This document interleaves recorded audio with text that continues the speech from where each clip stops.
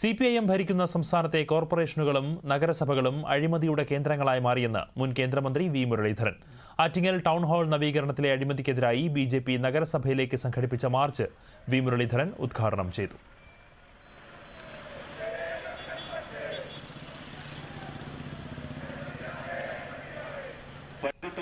Municipality പറയുന്നത് ഞങ്ങളത് വികസിപ്പിച്ചുകൊണ്ടിരിക്കുകയാണെന്നാണ്.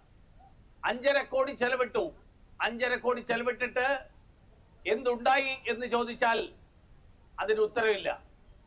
ഇതിനേക്കാൾ വലിയ തട്ടിപ്പ് ഒരുപക്ഷെ അപൂർവമായിട്ട് മാത്രമേ നമുക്ക് കാണാൻ കഴിയുകയുള്ളൂ.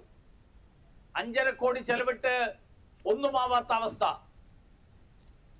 നമ്മുടെ ബഹുമാന്യനായിട്ടുള്ള മുഖ്യമന്ത്രി അസാധ്യ കാര്യങ്ങളുടെ മധ്യസ്ഥൻ എന്നാണ് അദ്ദേഹം സ്വയം വിശേഷിപ്പിക്കുന്നത്. അസാധ്യ കാര്യങ്ങളുടെ മധ്യസ്ഥൻ എന്നാണ് അദ്ദേഹം വിശേഷിപ്പിക്കുന്നത്. അത് പിണറായി വിജയൻ സ്വയം വിശേഷിപ്പിക്കുന്നതാണ്.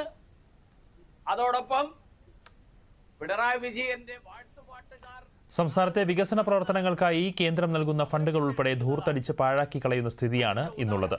ജനക്ഷേമകരമായ പ്രവർത്തനങ്ങൾ നടപ്പിലാക്കേണ്ട നഗരസഭാ കൗൺസിലർമാർ കൈക്കൂലി വാങ്ങി ജനങ്ങളെ പറ്റിക്കുകയാണെന്നും വി മുരളീധരൻ ആരോപിച്ചു. പൈപ്പ് ലൈൻ വന്നു.